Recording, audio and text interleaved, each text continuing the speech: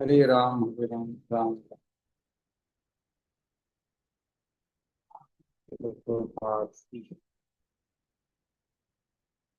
Bhagavad Gita as it is today.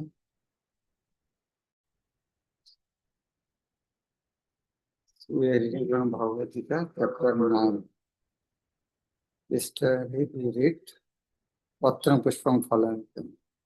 Somebody may think, oh, I'll offer Patra Pushpam Phal, and I'll pick Chapanava. One should not misinterpret. If you have nothing, then Patra Pushpam Phalam. But if you have something, then Jat Karashi Jat. Jat Karashi Jat Ashnashi.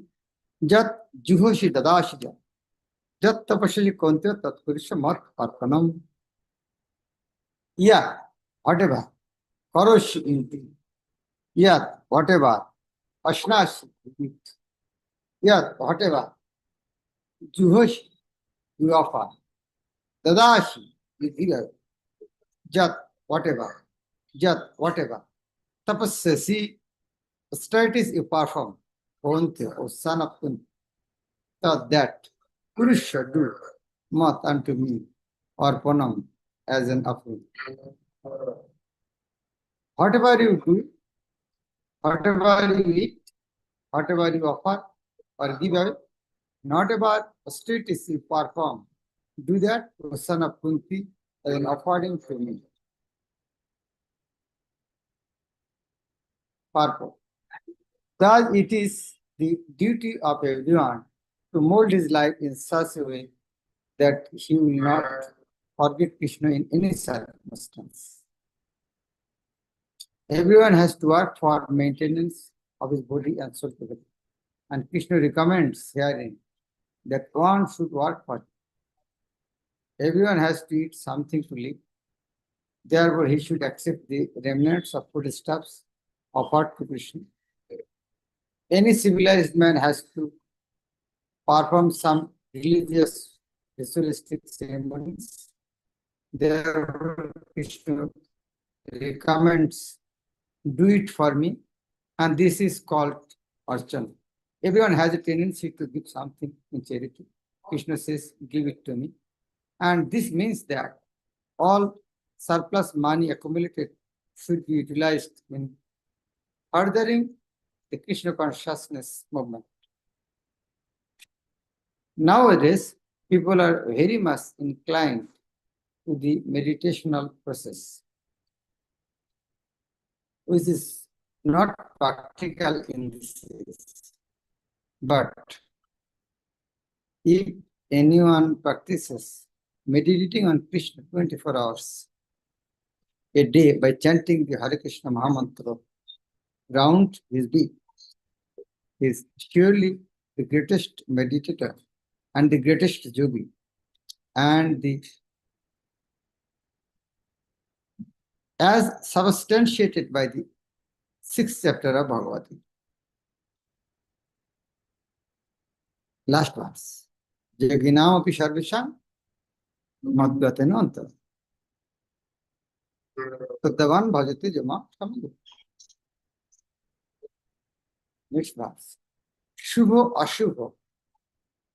Phalairevam mokshasya karmavandham. Kanyasya yoga jittatma. Vinuttama vaishashya. Shubha from auspicious, ashubha and inauspicious. Following results, evam das, mokshasya, you will become free. Karma of what? Bandhani, from the bondage. Sannyasya, of renunciation. Yoga, the yoga. Jittatma, having the mind firmly set on. Vimukta, liberated. Ma, to me. Upaishashi, you will attain. In this way, you will be freed from bondage to work and its auspicious and inauspicious results. With your mind fixed on me, in this principle of renunciation, he will be liberated and come to me. One who acts in Krishna consciousness under superior direction is called Yukta Vaira. The technical term is Yukta Vaira. This is further explained in Rupa Goswami as follows. The definition of Yukta Vairagya or true renunciation. Anashaktasya vishan yatharha upajanjat nirbandha Krishna sambandhi yuktam vairagya muchyate. Yuktam vairagya muchyate. It is called Yukta Vairagya, true renunciation. What is that?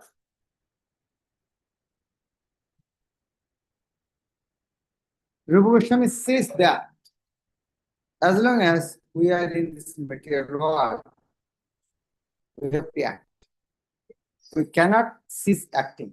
Therefore, if actions are performed and the fruits are given to Krishna, then that is called Yukta Vairagya. Actually, situated in renunciation, such activities clear the mirror of the mind. And as the actor gradually makes progress in spiritual realization, he becomes completely surrendered to the Supreme Personality of Godhead. Therefore, at the end, he becomes liberated. And this liberation is also specified. By this liberation, he does not become one with the Brahmajit, but rather enters into the planet of the Supreme Lord. It is clearly mentioned here. Ma Upashashi, he comes to me back home, back to Godhead. There are 5 different stages of liberation. And here it is specified that the devotee who has always lived his lifetime here under the leadership of the Supreme Lord, as stated, has evolved to the point where he can, after quitting his body, go back to Godhead and engage directly in the association of the Supreme Lord. Anyone who has no interest but to dedicate his life to the service of the Lord is actually a sannyas. Sannyasi means sat sammak nyash, giving up everything for the pleasure of Krishna. Such a person always thinks of himself as an eternal servant, depend on the supreme will of the Lord. As such, whatever he does it for the benefit of the Lord. Whatever action he performs it as service to the Lord. He does not give serious attention to the punitive activities or prescribed duties mentioned in the Vedas. For ordinary persons, it is obligatory to execute the prescribed duties mentioned in the Vedas. But all the pure devotee who is completely engaged in the service of the Lord may sometimes appear to go against the prescribed Vedic duties. Actually, it is not so. It is said, therefore, by Vaishnava authorities that even the most intelligent person cannot understand the plans and activities of a pure devotee. The exact words are Tar Vakko Kriya Mudra Vigyana Bujhaya, mentioned in kirtans. Tar Vakko Kriya Mudra. Tar means of devotee. His word, his activities. Vigyaho na bhuja. Even the most scholarly person cannot understand. Vigyaho. Vigyaho. Even scholarly.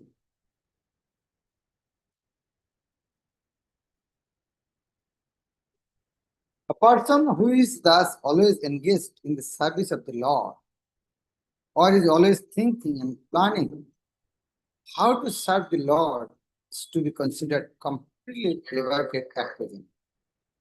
And in the future, is going back home, back to Godhead, is guaranteed. He is above all materialistic criticism, just as Krishna is above all criticism. Then 29 famous verse.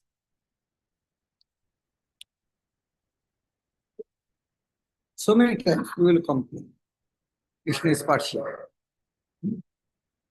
Why he do partial? Shamam sarva bhuteshu name desya stunat. Je bhajanti tumang bhakta moite teshu chappam. Sham, equally disposed am I. Sarva bhuteshu, all living things. No, no one. Me, to me. Desya, hateful. Asti is. No, not. Pure, dear. Je bhajanti, those who bhajanti, those who render transcendental service. Two part. Yes, see, first line what is saying? Samang sarvabhutishu. I am equally disposed to all living entities. No me deshosti, no priyo, no one is my dear and no one is my hateful. But means sometimes I'm partial.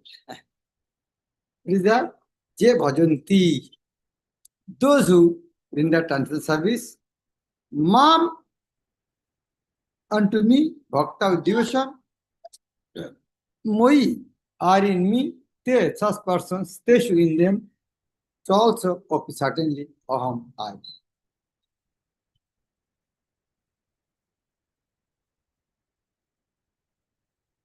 Translation. I envy no one, nor I am partial to any. I am equal to all.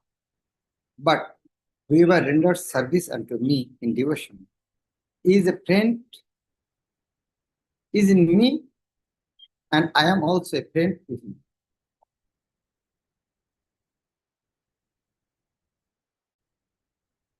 Just imagine, example of sun. Sun is equal, but if someone is not coming out from the house, how sun can give sunshine to you?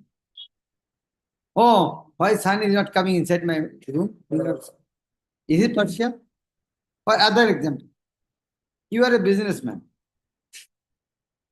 Some customer come with 100 rupees, some customer come to you,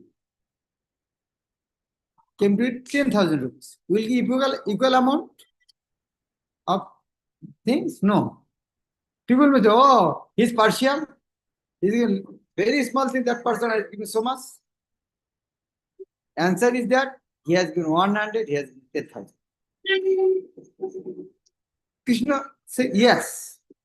Businessman said, I am impartial, but those who give more money, I will give more. Those less money, I will give them less. I am impartial.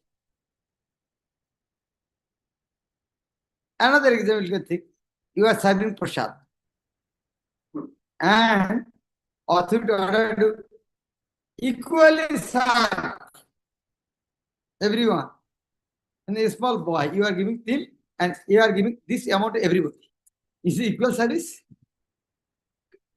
Then your authority says, okay, I have understood your knowledge. Go you and take rest and sit down and take prasad. You have understood my statement nicely. One may question here that if Vishnu is equal to everyone and no one is his special friend, why does he take a special interest in the devotees who are always engaged in his transcendental service? But this is not discrimination, it is natural. We can give another example. President or Prime Minister, they are not impartial, they are not partial, impartial, whole. But he will go for marketing for a family member. The other citizen may not say, oh, you are partial, you are taking care of family, you are not taking and doing marketing for us. And if a Prime Minister is traveling with his wife and children, it is not his partiality.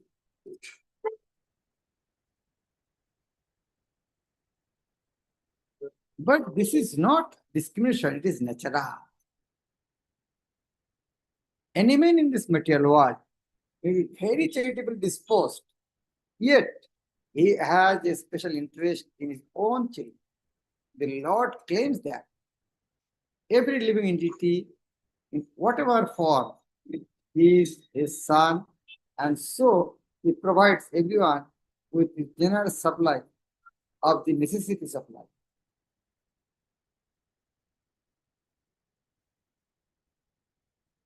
He is just like a cloud who pours rains all over, regardless of whether it falls on rock or land or water. There is no need of water in this ocean. The peak of mountain cannot hold water, it still there. But for his devotees, he keeps a specific attention. Such devotees are mentioned here. They are always in Krishna consciousness, and therefore they are always transcendently situated in it. The very phrase Krishna consciousness suggests that those who are in such consciousness are living transcendentally, situated in it. The Lord says here distinctly, Mohite, they are in me, naturally as a result. The Lord is also in them. This is reciprocal. This also explains the words, Je yathamang prabodhante tangs tataiva bhajami. Whoever surrenders unto me, proportionately I take care of him. This transcendental reciprocation exists because both the Lord and the devotee are conscious. When a diamond is set in a golden ring, it looks very nice. The gold is glorified, at the same time, diamond is glorified. This is in Sanskrit called Moni Kanchan Jyot. Moni, diamond. Kanchan, gold. Moni Kanchan Jyot. Good combination. The Lord and the living entity eternally glitter. And when a living entity becomes inclined to service of the Supreme Lord, he looks like gold. The Lord is a diamond. So, this combination is very nice. Living entities in a pure state are called devotees. The Supreme Lord becomes the devotee of his devotees. If a reciprocal relationship is not present between the devotee and the Lord, then there is no personalist philosophy. The impersonal philosophy, there is no reciprocation between the Supreme and the living entity. But in the personalist philosophy, there is. The example is often given that the Lord is like a desert, and whatever one wants from the desert tree, the Lord supplies. But here, the explanation is more complete. The Lord is here stated to be partial to the devotees. This is the manifestation of the Lord's special mercy to the devotees. The Lord's reciprocation should not be considered to be under the law of karma. It belongs to the transcendental situation in which the Lord and his devotees function. Devotional service to the Lord is not an activity of this material world. This is part of the spiritual world, where eternity lives and knowledge freedom.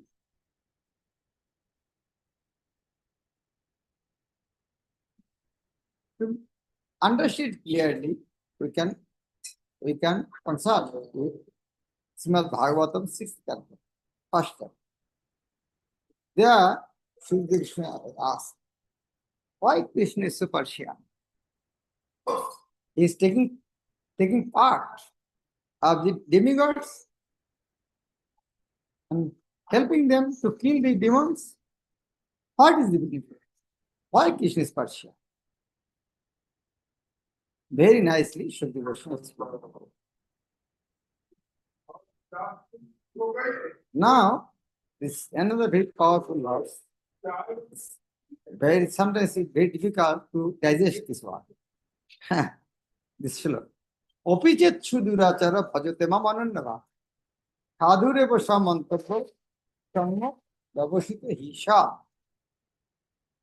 Opi, even chet, if shudurachara, one committing the most abominable actions, bhajate, is engaged in devotional service.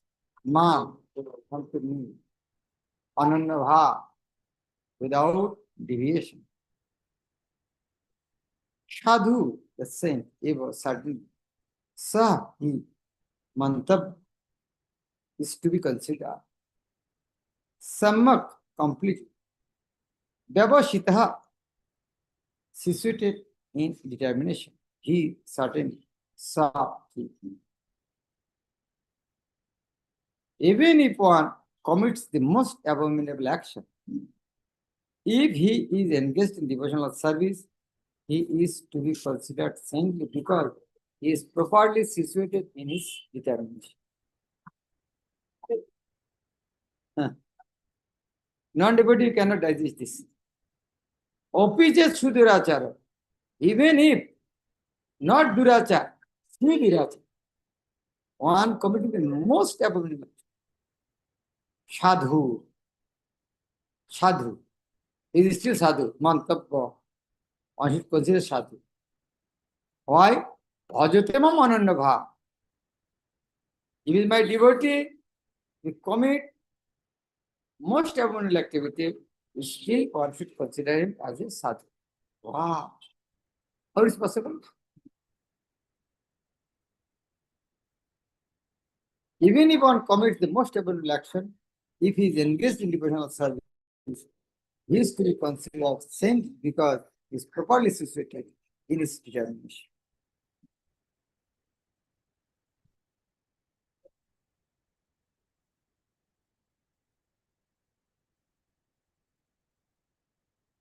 Harinam Chintamani is mentioned. By seeing the past mistake of a devotee, if someone criticizes, that is Vaishnav, Apara. The word Shu Durachara, Achar, Durachar, Sudurachar, used in this verse is very significant. And we should understand it properly. When a living entity is considered, when a living entity is conditioned, he has two kinds of activities. One is conditional and the other is constitutional. As for protecting the body or abiding by the rules of the society and the state, certainly there are different activities, even for the devotees, in connection with the conditional life. And such activities are called conditional. Conditional. The two words. One is conditional, another is constitutional. Condition means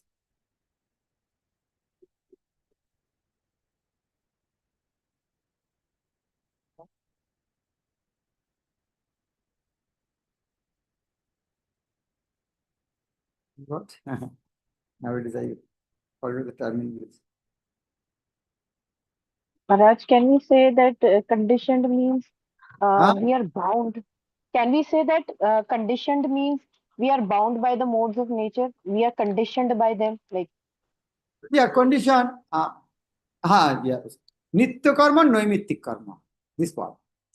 See, nitya karma, constitutional activities. What? Nitya karma. And condition of noimittik karma. Due to my body, I am doing this. Due to my post, I am doing this same activity. Due to condition, that is called noimittik, nimitta. Nimitta means some cause. Due to some cause, it is called Nimitti. But another cause is Nitya cause.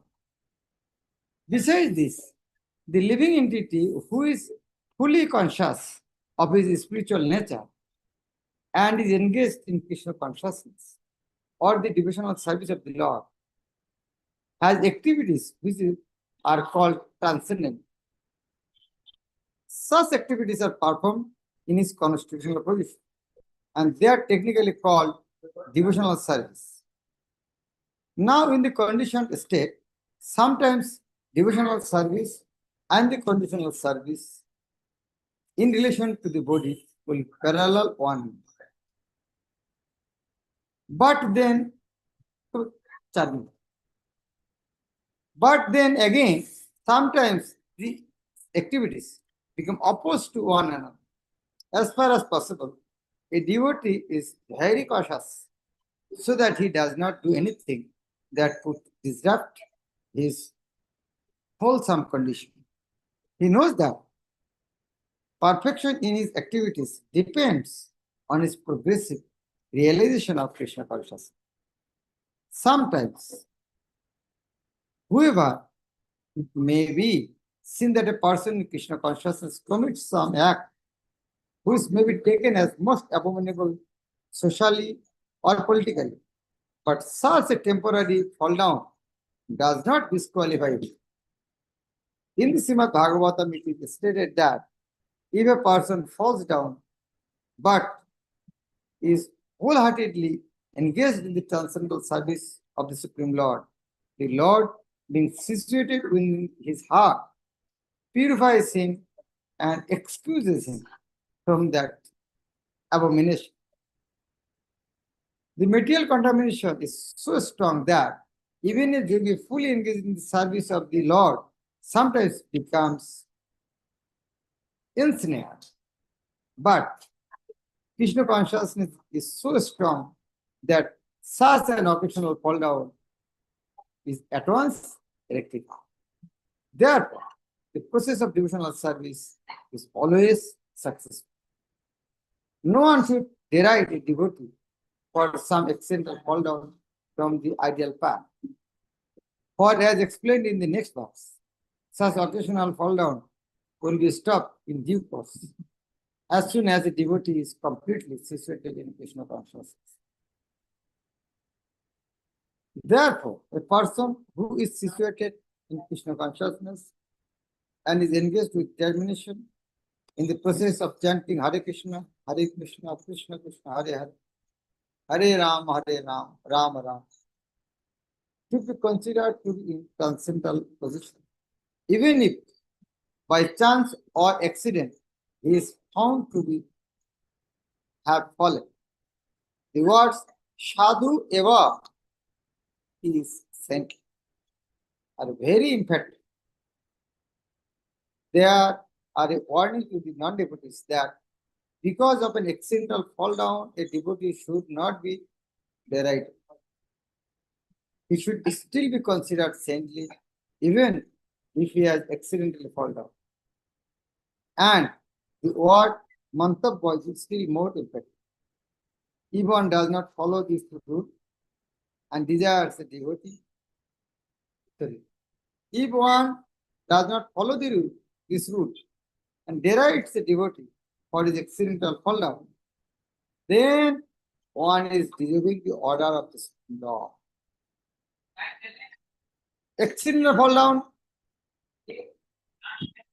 criticizing for past activities, that is aparaha. The only qualification of a devotee is to unflinchingly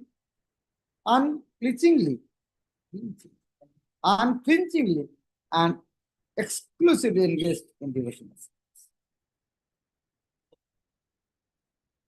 In the Nishinga Puran, the following statement is given. Bhagavati cha haru ananya cheta visha polina api virajate manushya nahi shasha polusha. Chabi kadachit timiro prabha patam upaiti chandra. In Chandra, there is Shashakul Chabi. There is picture of a rabbit. Still, moon can give light. The meaning is that even if one fully engaged in the devotional service of the Lord is sometimes found engaged in abominable activities, these activities should be considered to be like the spots that resemble the mark of a rabbit on the moon. Such spots do not become an impediment to the diffusion of moonlight. Similarly, the accidental fall down of a devotee from the path of saintly character does not make him abominable. On the other hand, one should not misunderstand that a devotee is transcendental devotion, that a devotee in transcendental devotional service can act in all kinds of abominable ways. This verse only refers to an accident due to the strong power of material connections. Devotional service is more or less a declaration of war against illusion. As long as one is not strong enough to fight the illicit energy, there may be accidental fall downs. But when one is strong enough, he is no longer subjected to such fall downs. As previously explained, no one should take advantage of this verse and commit nonsense and think that he is still a devotee. If he does not improve in his character by devotional service, then it is to be understood that he is not a high devotee. Very wonderful.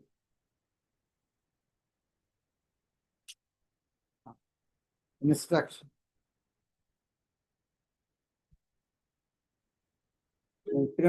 Vivarta.